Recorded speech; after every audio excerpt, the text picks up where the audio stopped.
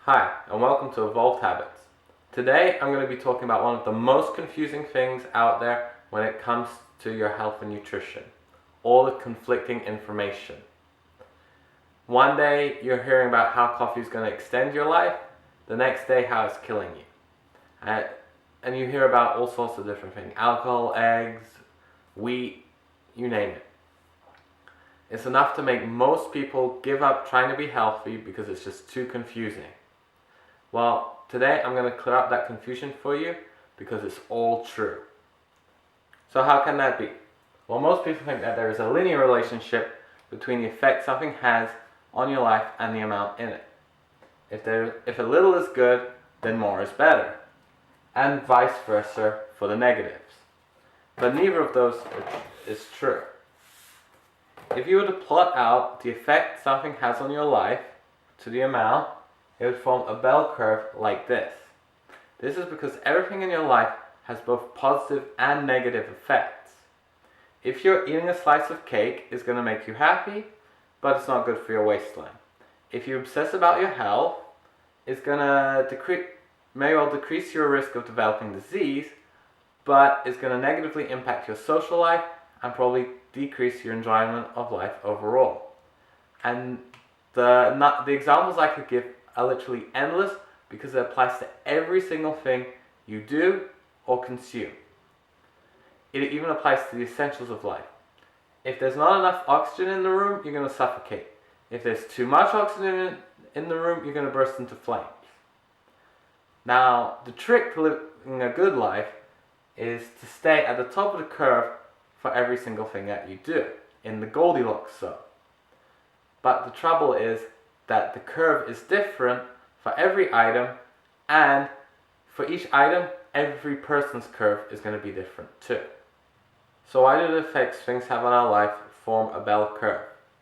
Well, it's because in reality, the good effects grow quickly at first, but then plateau.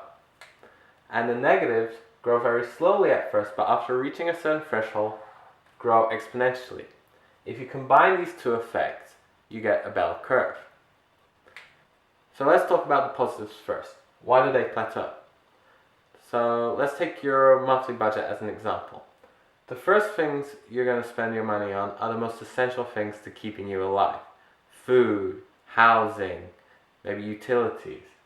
Then you're going to spend it on things that are still useful but not quite as much dollar for dollar. Your car, internet, phone, something like that. Then you're going to spend it on stuff that just makes you happy, and eventually you're going to hit a point where your life can't get much better no matter how much more money you spend. It works the same way in your body too. Say you take a vitamin or a mineral. First, it's going to go to whatever function is most vital for keeping you alive.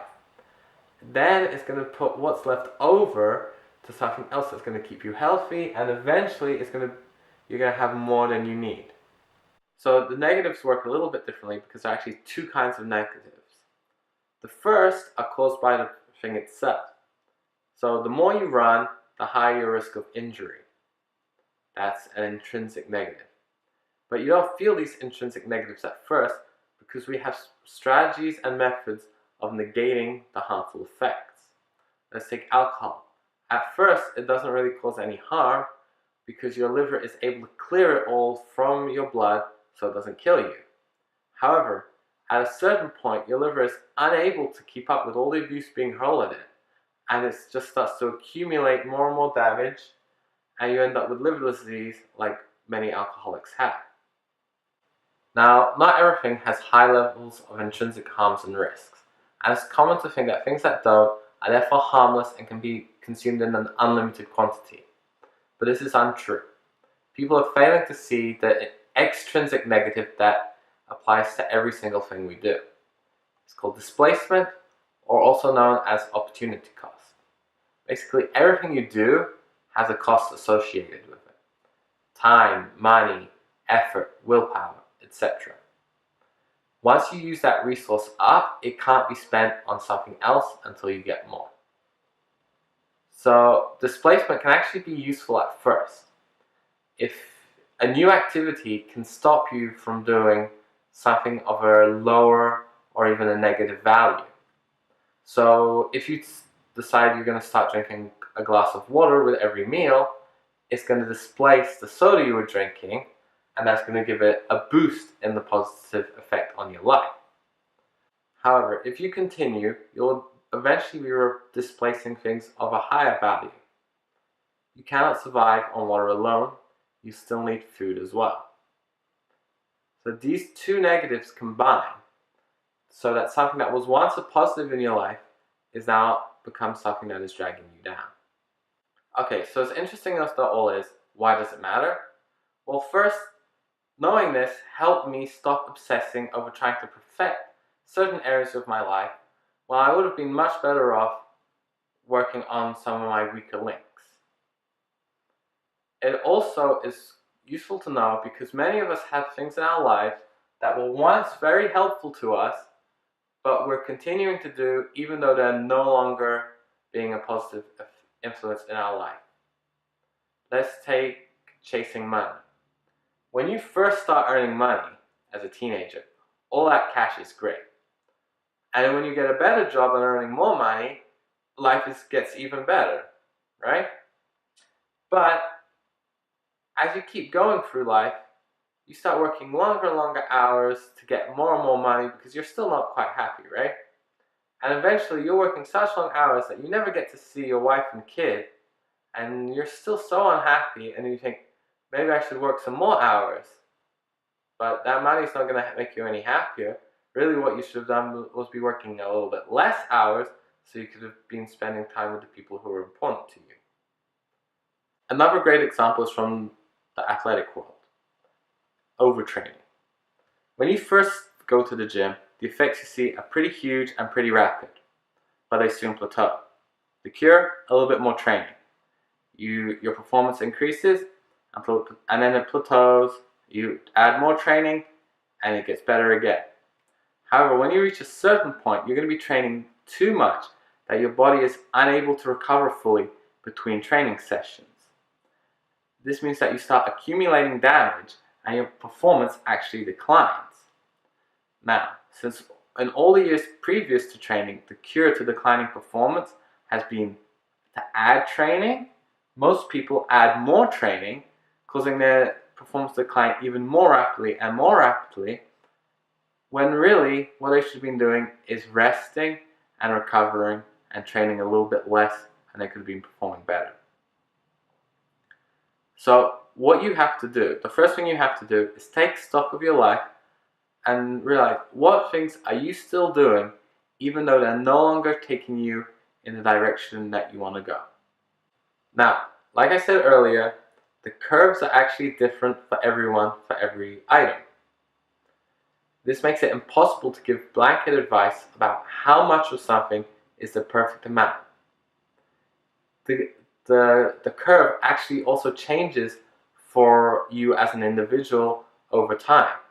This means that you may have at one time found your Goldilocks zone for whatever it was, but have now shifted out of it. Now this might sound like really bad news, but it's not. It's good news.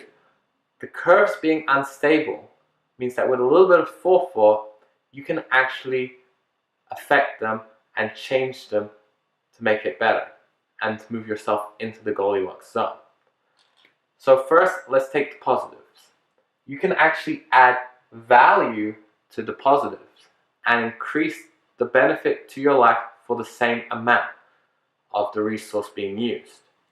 So let's say you start listening to a podcast or an audiobook in your car on your commute.